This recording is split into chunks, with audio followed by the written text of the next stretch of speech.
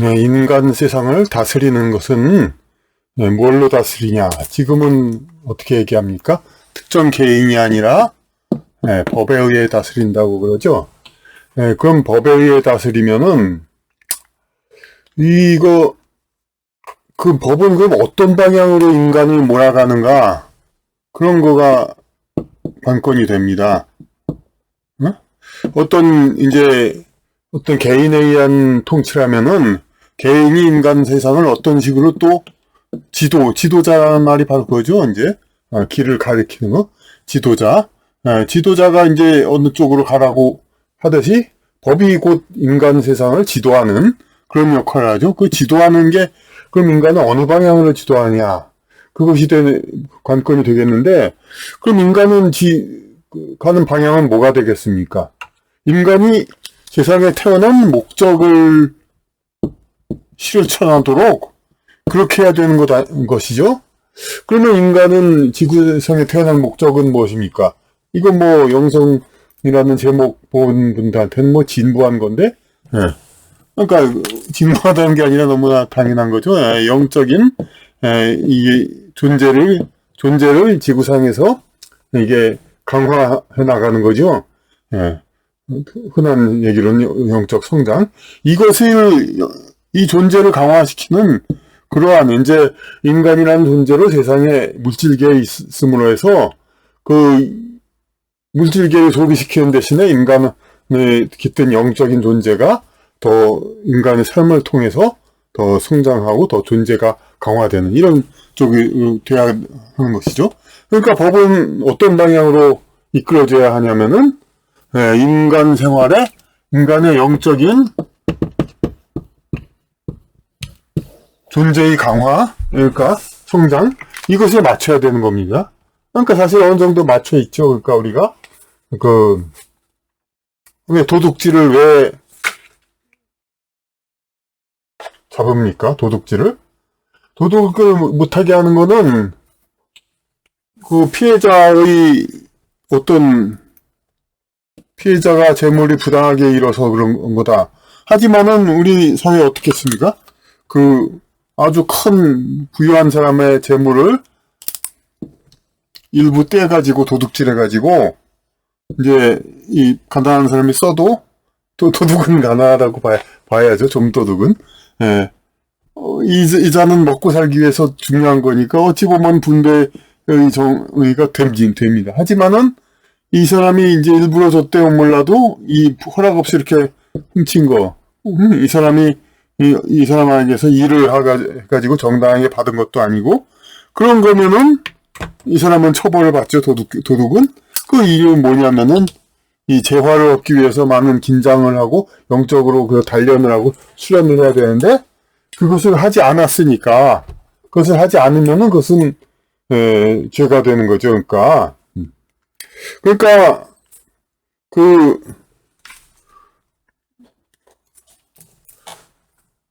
인간 세상에서 돈을 벌고 생존하기 위해서 여러 가지 생활을 하는 그거 자체도 다 인간의 인생 수련인데 그거를 이제 하지 않고 재화를 얻으면은 그 사람의 영적인 단련을 지장이 생기니까 안 되니까 그러니까 도둑은 용납이 안 되는 것이죠.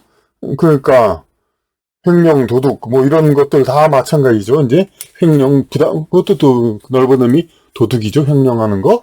그리고 강간 같은 건 뭐 왜 죄가 됩니까? 그건 당연히 뭐 피해자의 어떤 뭐 고통 뭐 그런 것만 얘기하지만 그거에 앞서서 그러니까 남자가 여자를 얻고 여자로서가 허락을 할 정도로 그런 게 되려면은 남자로서 노력을 하고 재화를 생산하고 여러 가지 이른바 남자답다고 하는 그런 여러 가지 세상의 가치에 맞는 그런 자기 능력과 태도를 갖춰야 하는데 그걸 갖추지도 않고 그냥 여자에게 그냥 허락을 받지 않고 그렇게 한다. 그거는 그 자신에 대해서도 그러니까 이 범죄하는 자신에 대해서도 영적인 성장 그것에 해가 되기 때문에 그러니까 처벌하는 겁니다.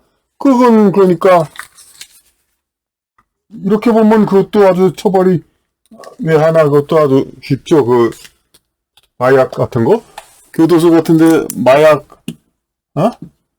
사범 같은 거 보면은 이 사람들 오히려 좀 큰 소리 칩니다. 왜냐하면 자기는 남한테 피해 준 거 없다 이거죠.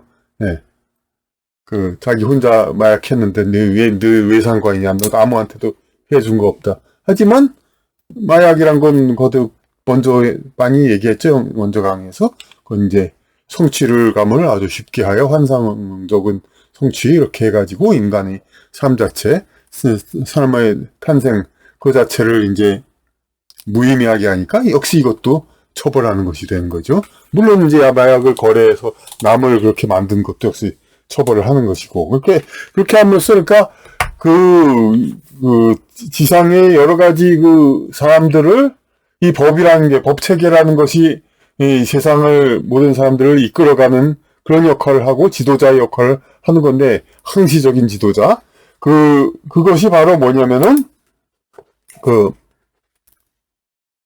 인간의 영적 성장에 도움되는 거, 영적 수련에 도움이 되는 방향으로 인간을 몰아가기 위해서 그 법의 정의가 있는 것입니다. 그러니까 그러면 이 법의 정의가 있는데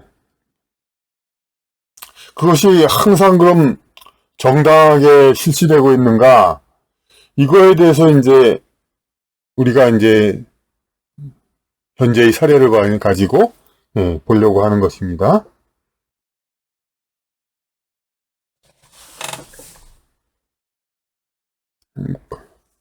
그래서 지금 지난번에도 다뤘습니다만은 그러니까 가장 최근에 있었던 일이 이른바 계곡살인의 범죄자라는 이은혜에게 이제 아주 그렇게 여론상으로 자꾸 가스라이팅이니 심리지배 이렇게 해가지고 아주 최극악의 사람인 것처럼 사실이 악하긴 악하죠. 그렇게 해놓고 이제 어떤 죄를 처벌하냐 이은혜에 대해서 판결이 내려졌는데 이제 무기징역이라고 했죠. 이것은 사실상 현재 현행 최고형이죠. 법정 그러니까 물론 사형이란 게 있기는 있습니다만은 극히 선고도 안 되고 있고 사실상 실수도 안 되고 있고 이런 상태에서 무기징역의 아주 최강의 형벌이 내려졌는데 이것에 대해서 범죄를 당한 건 누구나 다 악합니다. 악한 사람 이 전체 범죄자에서 한 딱 절반 정도에서 절반 이상 되면 전부 아마 극악해서 치를 떠는 정도 수준의 범죄일 겁니다. 이제 전체 범죄자 중에서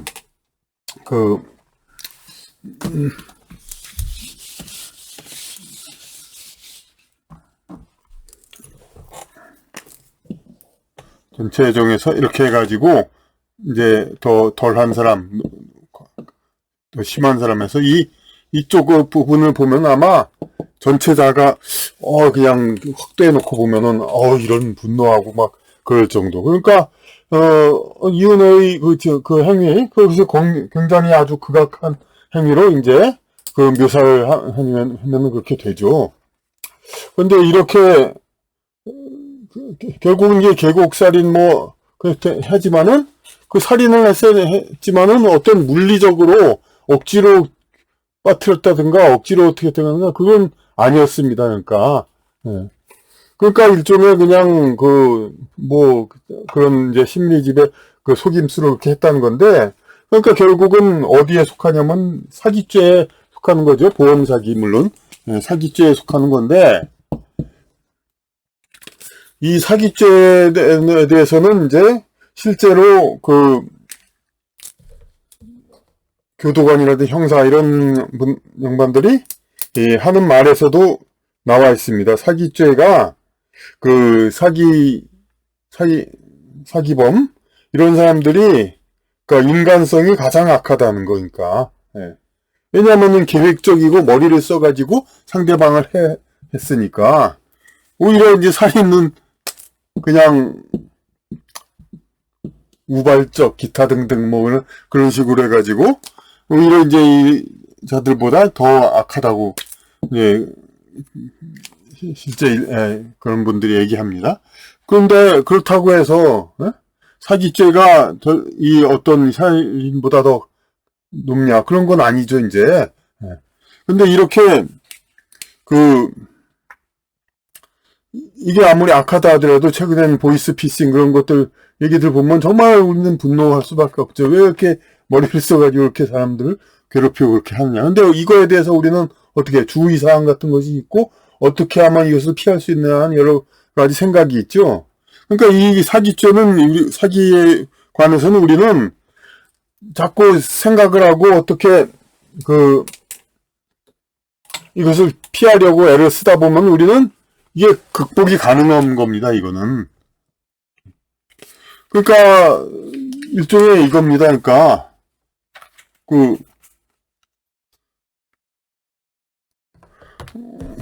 우리는 이제 초원에서 평화롭게 풀을 뜯고 있는 초식동물들, 평화롭게 살고 있는데, 그들을 이제 육식동물이 가끔 잡아먹어서 평화를 깨트리죠? 그러니까 육식동물은 그럼 아주 악한, 불안당, 아주 그냥 나쁜 존재들 아니냐, 이렇게만 우리는 보지만 그렇게 보는 사람 별로 없죠? 그러니까 이제 이 육식동물이 이렇게 이들을 잡아먹으러 나섬으로써 초식동물은 달리면서 이제 좀 자기 단련을 하고 더 이제 긴장을 하면서 살고 그러면서 더 자기 삶의 어떤 의미가 더 커지는 거죠. 이제 아무 걱정 없이 산다면은 그건 사실 이제 동물도 하여튼 세상에서 어떤 아무 노력 없이 산다면은 그것은 이제 의미가 많이 없어지는 것이죠. 그러니까 이 육식동물의 어떤 것을 우리가 이제 생태계상에서 절대 악이라고 보지 않죠. 그러니까 이들을 긴장시키는 그럼으로써 이들에게 좀 더 어떤 초식동물에게 그 삶의 긴장을 올려주는 것이 있으니까. 그러니까 이 사기꾼이라는 것들도 그러니까 우리가 악하지만은 어쨌든 이자들이 있으니까 들은 이 호시탐탐 이제 내 주머니를 노리고 여러 가지 그런 이제 어떤 정신이 해이해지면 그것을 노리는 자들이 있음으로써 우리는 더 어떻게 됩니까? 정신을 차리고 이렇게 대처해야 되는 거죠.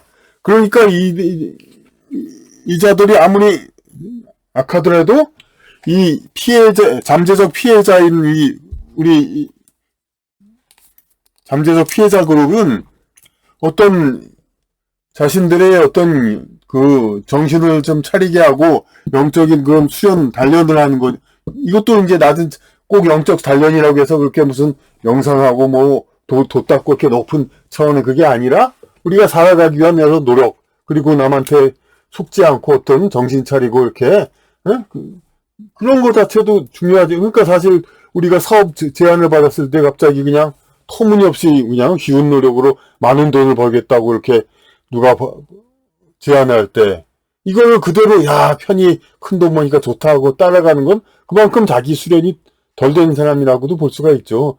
이거 자체는 일단 의심을 해야죠. 아니 그렇게 적은 노력을 어떻게 그렇게 버는 건가? 돈을 벌고 노력하는 것 자체가 자기 영혼 단련인데 그렇게 쉽게 버는 게 과연 정당한가? 이렇게 의심을 해야 하는 거죠. 그러니까 의심을 하게 만드는 거, 그렇게 함으로써 우리는 이 사기꾼이라는 이런 부류의 어떤 그런 잠재적 피해에서 우리는 벗어날 수가 있는 겁니다. 그러니까.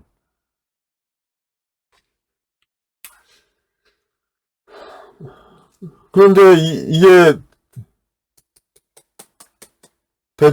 돼가지고, 어떤 흉악살인범 같은 경우는, 물론 이 흉악살인범 옛날처럼 아주 그냥 공개된 데에서는 그들에게 대처하기 위해서 평소에 무예를 단련하고, 어떤 이제 무예를 단련하고 경계심을 갖고 그렇게 해가지고, 그것도 역시 옛날 같은 어떤 무림천하라든지 그런 데에서는 뭐 사기꾼이나 마찬가지로, 사실 아주 역사시대 옛날에는 그렇게 무사들이 사람 죽이는 거 그렇게 아주 극악한 행위로 간주되지 않았죠. 그러니까 서로가 이제 그런 단련을 하게 되니까.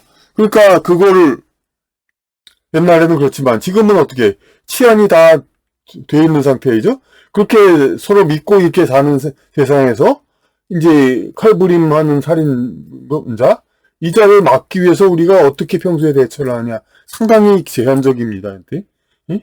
그 확률이 극히 작은 그걸 위해서 평소에 그걸 들고 다녀야 될 수도 없고, 그리고 또 여자 같은 경우는 절대적으로 남자에 비해서 약하니까 남자가 흉악범이 이렇게 한 건 어떻게 대처를 하는 게 애초부터 불가능하고. 그러니까 이건 대처 자체가 안 되는 겁니다. 원래부터 흉악살인범 이런 건. 그러니까 이 흉악살인범은 어떤 인간 사회의 그 영적인 수련 이런 거에 도움을 주지 않는 존재들입니다. 이게 불가항력적인 어떤 그런 존재 행위를 하고 있는 거니까 이런 자들에 대한 것은 그야말로 이 세상에서 가장 이제 제거되어야 할. 이거는 이제 어떤 크게 보면은 그러니까 그 살인 그 자체가 아니라 무림천하라든지 옛날 그런 사무라이 시대에서 이렇게 항상 경계를 하고 이렇게 사는 그런 거라면 몰라도 지금의 사태에서는 이제 비겁한 거죠. 그야말로 이제 정당한 도둑질처럼 이제 남은 경계 서로가 진짜 정정당당하게 칼을 가지고 똑같이 결투하는 것도 아니고 비겁하게 이제 무기를 갖지 않은 사람이라든가 여자라든가 그러니까 그런 사람을 자기보다 약할 수밖에 없는 사람이거나 무기를 자기만 갖고 싸운다든가 이런 비겁함 그 자체가 이제 이자 본인도 물론 영적인 타락이 되는 거고 이것을 대처할 수가 없으니까 이걸 어떻게 평상시에 어떻게 사람들을 믿지 않고 전부 경계를 합니까? 그건 불가능하죠. 그러니까 이런 이제 흉악살인이 가장 큰 범죄로서 다뤄야 되는데 그런데 우리 사회에서 여태까지 이 가장 악한 이 흉악살인범만 이제 제대로 처벌했냐면 그렇지 않습니다. 그러니까 왜냐하면은 통치를 위해서 하여튼 예전부터 어떤 통치자는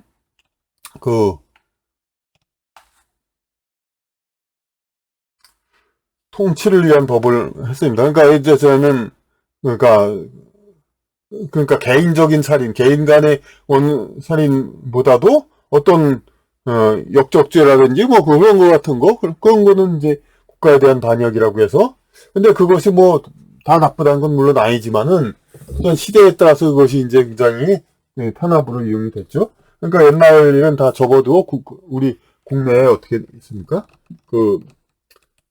이른바 권위주의 시대, 군사정부 시대 때 반공법, 국가보안법이라고 나중에 바뀌었지만은 반공법 이것으로 이제 그 인혁당 사건이라든지 뭐 그런 어떤 사람 하나 죽이지 않은 사람을 민족일보 조영수 사장 사건 이런 사람 하나 죽이지 않은 사람을 이제 범죄자로 엮어가지고 그렇게 해서 사형을 시켰죠. 이제 그러니까 이것은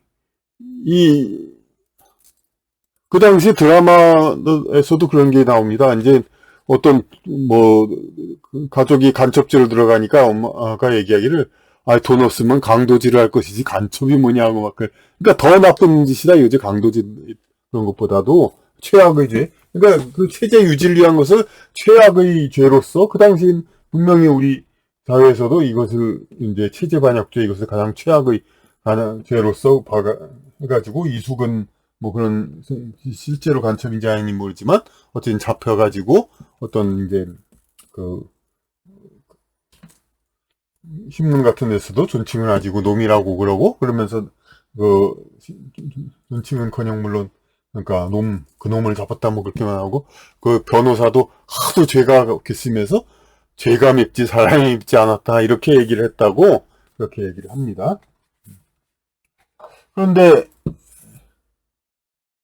시대가 바뀌어서 지금 와서는 이제 이걸 가지고 이렇게 물론 이제 이것이 완전히 뭐 그렇다는 건 아니지만은 어느 정도의 의심이라든지 이제 서로 주고받는 것 이런 그 반공법 공방 이걸 가지고 이걸 자체를 뭐 최악의 죄라고 지금 그러고는 않고 있는 게 현실이죠.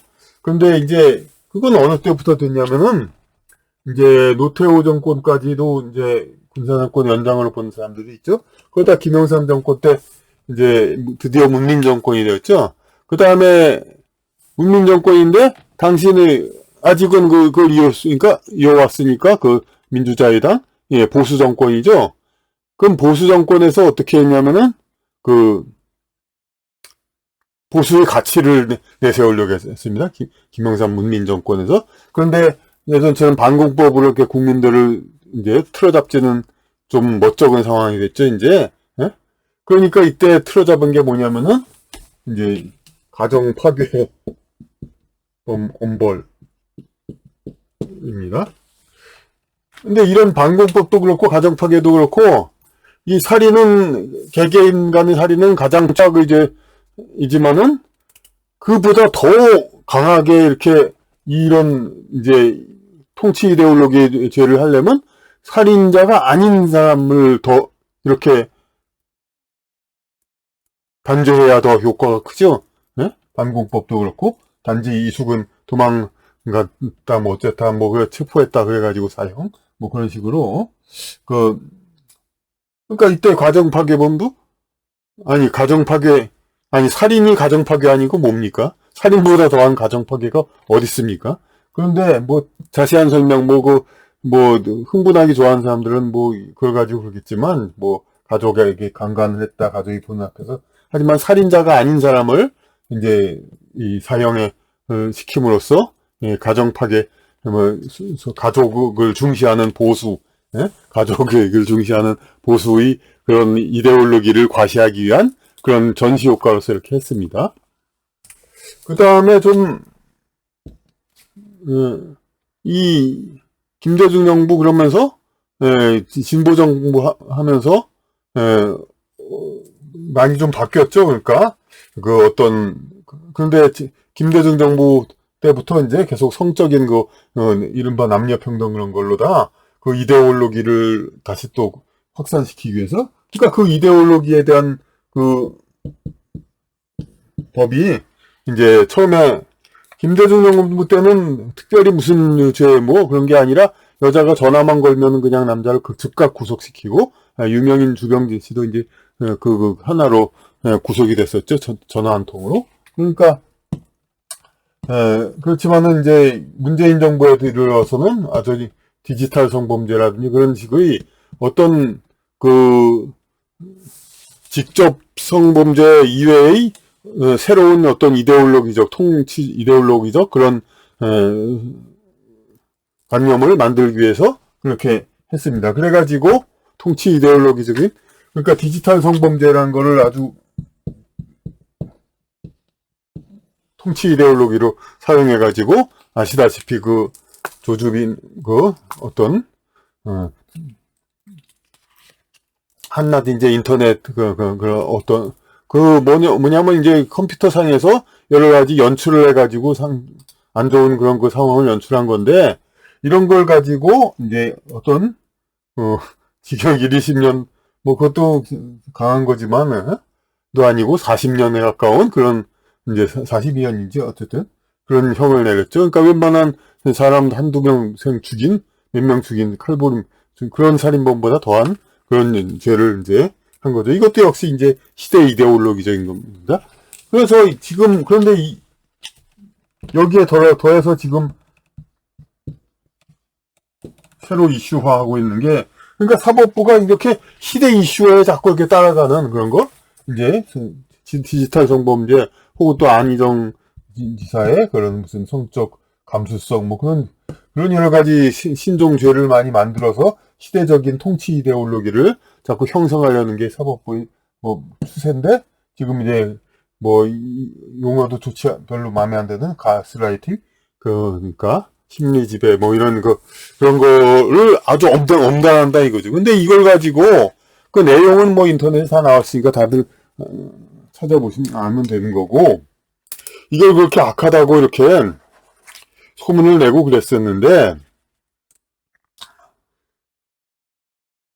이것이 그러니까 이건 분명히 물리력을 행한 것이 아닙니다. 그러니까 코너에 모아서 살인 칼부림을 한 것도 아니고, 칼부림을 한 이재명 대표의 조카도 십몇 년 칼부림 살인한 어떻게 그냥 불가항력이죠. 여자가 어떻게 칼 들고 덤벼드는 남자를 이깁니까? 그건 아무리 영성 수련을 해도 안 되죠. 영적 수련 노력을 해도.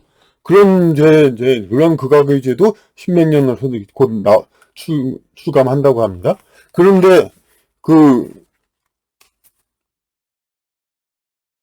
계곡살이 그거는 그러니까 그 사람이 물론 또 이런 어떤 정신지체자 뭐 그런 사람을 계속 이용한 거 그건 또 다른 대로 또 죄가 다른 차원에서도 중범죄가 되겠습니다만은 피해자는 또 그런 사람도 아니었죠. 그러니까 어떤 생활 경제활동 능력이 되는 그런 사람이었죠. 그러니까 뭐냐면 그 사람을 잘못했다는 게 아니라 어떤 아가페적 사랑에 빠졌다든가 기타 여러 가지로 정신적인 문제가 있었던 상태인데 이것을 우리가 사기에 걸리지 않도록 우리는 노력해서 이런 걸 빠져나가야 됩니다.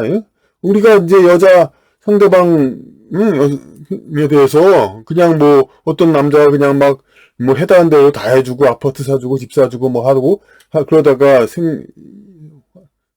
생애를 망치고 이런 경우 많이 있잖아요. 그러니까 그럼 이런 거나 마찬가지로 그런 노력을 항상 우리는 해야 됩니다. 그러니까 상대방에게 자꾸 이렇게 저도 뭐 옛날에 그런 적이 있습니다. 누가 부산에 있는 사람이 한번 자기 만나러 이제 오라고 그러고 부산에 와가지고 자기를 데려가서 서울에 갈래 있으면 같이 데리고 와서 서울 오고 그래가지고 다시 부산에 바래다 주러 같이 타고 내려갑니다. 그런 적이 있고 그랬습니다. 그러니까 그런 걸 한참 사랑에 빠진다든가 뭐 어떤 관성에 계속 있다 보면 그렇게 하다가 자기가 정신을 차려야죠. 그러니까 이러면 안 된다는 거를 이렇게 해야 되는 건데 그러니까 그 영적인 성장을 거기에서 자기가 찾아야 됩니다. 그래서 거기서 극복을 해야 됩니다. 그러니까 이 극복의 여지가 있는 범죄 이런 거는 우리가 냉정하게 말해서 피해자도 책임이 있는 겁니다. 그러니까 이거에 대해서 절대적인 최악의 어떤 죄를 이게 묻는다는 것은 이건 그러니까 인간의 영적 성장을 계속 추구하고 그것을 도와야 할 법제도 법철학에서 거기서 어긋나는 겁니다. 그러니까 그러면 여기서 이제 그럼 결론적으로 왜 이은혜한테 이렇게 엄청난 중범죄 하나의 사기죄이고 그 사기죄에 불과한 건데 그게 내려졌는가에 대해서 우리는 제가 한번 정리를 다시 또 해보면은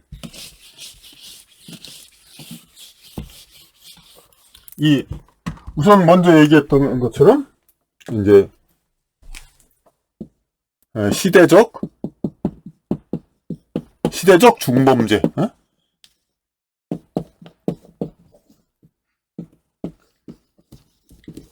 시대 중범죄 만들어서 이슈화하는 거 그러니까 과거에 반공법, 가정파괴범, 디지털 성범죄 이런 것처럼 이제 시대적인 중범죄 이건 꼭 특정 정권하고는 별 관계가 없지만 아마 법조인들도 심심한가 봅니다. 이제 그냥 현대적인 어떤 새로운 이제 처벌 강력한 그런 범죄가 있어야 되겠다. 그러면서 그리고 또 하나가 뭐냐면은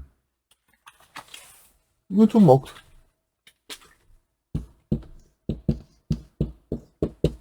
남녀평등 좀 비약적으로 될 수도 있겠습니다만은 지금 이제 여성들에게 이제 고위직을 할당하고 여러 가지 뭐 그냥 고위직을 할당하고 각종 승진에 이제 할당하고 이렇게 해가지고 인위적으로 자꾸 이렇게 직위를 올리려는 그러한 진보 좌파를 자칭하는 그러한 운동에 대해서 이제 이것을 어떤 비판하거나 하는 그러는 이제 그러한 좀 하층 계급 남성들 그런 쪽의 주장은 이제 남자들은 이제 교도소에도 더 많이 가고 또 산업재해도 더 훨씬 많이 당하고 이런 여러 가지 그냥 안 좋은 것도 남자가 훨씬 더 많은데 그럼 어떻게 좋은 것만 여자가 그러냐 이거죠.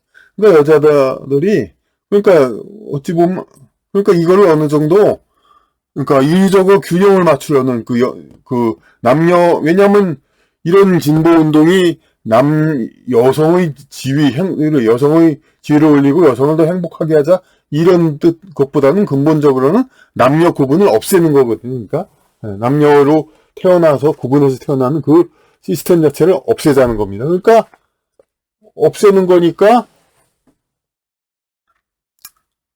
이거를 여자도 그러니까 여자의 성공과 행복도 남자와 비슷하게 만들어야 되지만 마찬가지로 여자의 불행과 실패도 남자와 똑같이 해야 된다는 겁니다. 그러니까 산재 같은 데서도 사실 그냥 위험하지도 않은 여성적인 직장, 제빵 공장 같은 데서도 자꾸 사망사고가 일어나고 이런 일도 있고, 그리고 이렇게 살인 이런 거 흉악범들 거의 남자들인데 어떤 예전에도 누구 여자 흉악범도 있긴 있었죠. 근데 그거에 대해서 더욱더 보도가 더 크게 된 것 같은 느낌도 있었습니다. 여자 흉악범. 어쨌든 그렇지만 훨씬 소수죠. 근데 이거 만약 이은혜가 남자라면은 그 정도 처벌은 안 됐을 거라는 생각이 강하게 생각이 됩니다. 남자끼리 좀 이제 서로 싸우고, 물론 이제 안희정 비슷한 위력에 의한, 물론 남자가 여자가 대상으로 하면 또 나름대로 또 처벌이 있었겠죠. 그러니까 하지만 남자끼리라든가 기타 어쨌든 이은혜 같은 위상에 있는 사람이 남자였다면은 이것이 과연 그렇게 강력한 처벌이 되었을까, 그렇게 좀 의심이 갑니다. 그러니까 여자의 중범죄자도 지금 사실상 이런 하나의 물리력도 사용하지 않았음에도 불구하고 이은혜를 완전히 흉악범과 동격 혹은 그 이상으로 지금 올려놓고 있는데, 그러니까 여자 흉악범도 있다. 이걸 완전히 해가지고 남녀를 완전히 동일화시키는 그런 거에 상당히 있다고 봅니다. 그리고 또 뭐가 있습니까?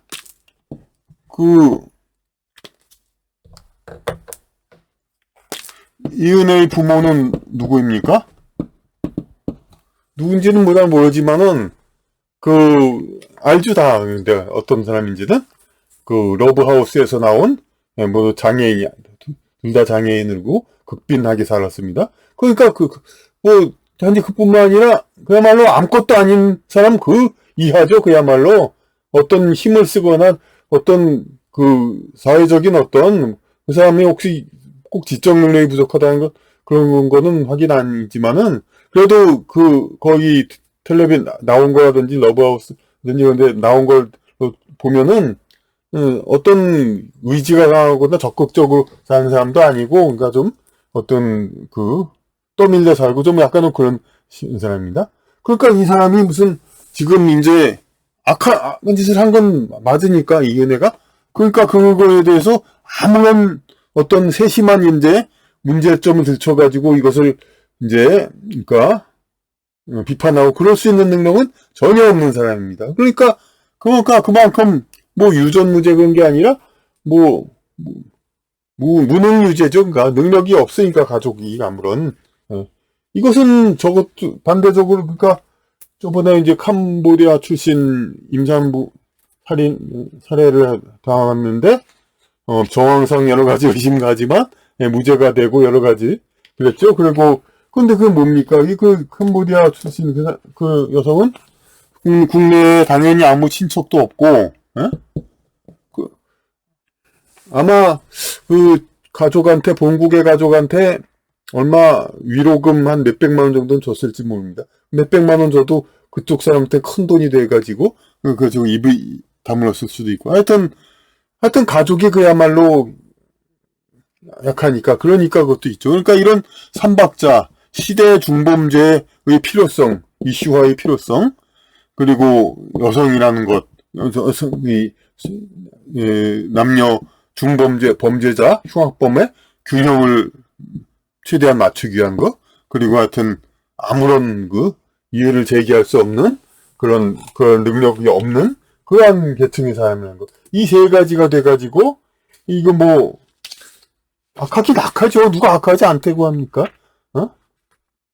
아니, 여기 돈 100만 원, 10만 원 줬는데 이걸 갖고 도망가는, 얼마나 기분 나쁩니까? 그거 악한 놈자죠. 하지만 그 자를 우리가 뭐 징역 30, 20년 그럴 수 있습니까? 어? 잡힌다 하더라도 내 돈 10만 원 갖고 도망가. 얼마나 속쓰리고 악합니다. 그러니까 악하지만은 피해자를 한 번 뭐 물리적으로 그 공범 남자도 있지만 공범이 남자가 그 남자를 피해자 남자를 폭행했다 그런 얘기는 없습니다. 그러니까 그리고 물리력 하나도 실행하지 않았습니다. 그랬는데 그걸 가지고 그래 그러니까 뭐 무기징역 이런 이제 어떤 시대 이슈적인 그런 처벌 이런 것들 이런 것이 앞으로 계속 나오지 않고 아마 계속 나오지 않을 수도 있습니다. 어떤 시범 케이스로 한 명 그런 것도 있죠. 근데 이런 건 수요가 적다고 해서 우리가 계속 인권을 이렇게 무시해야 되는 겁니까? 김영삼 정부에서의 그 수많은 살인범이 있는데도 살인범이 아닌 사람을 가정 파괴범이라고 해서 사형을 시키고 수많은 칼부림 살해범이 1, 20년 정도 이재명 조카라든지 그렇게 당하는데 디지털로 그냥 안 좋은 거를 배포했다. 그걸 가지고 40년형을 문재인 정부에서 했고 지금도 그러니까 또 그러니까 직접적인 가해가 없었음에도 불구하고 이렇게 무기징역을 이렇게 이런 건 그런 시범 케이스를 이렇게 단 한 명이라고 해서 이렇게 그 과도한 형을 하고 그 시범 케이스로 그렇게 묻어버리는 거 이런 거 단지 수요가 적고 그 사람이 아무 힘도 없는 사람이고 아무 대항할 능력도 혹시 없다고 해서 우리가 이렇게 인권을 이렇게 넘어가고 그래야 될 것입니까? 그러니까 모든 죄는 범죄 그런 거는 다 철저하게 인간의 영적 성장을 돕는 방향으로 이렇게 해야 되고 이렇게 사회 이제 통제를 위한 그런 이슈화를 위한 또 그런 그 이벤트적인 그 처벌 이런 것들은 우리가 앞으로 더 잊지 말아야 할 것입니다.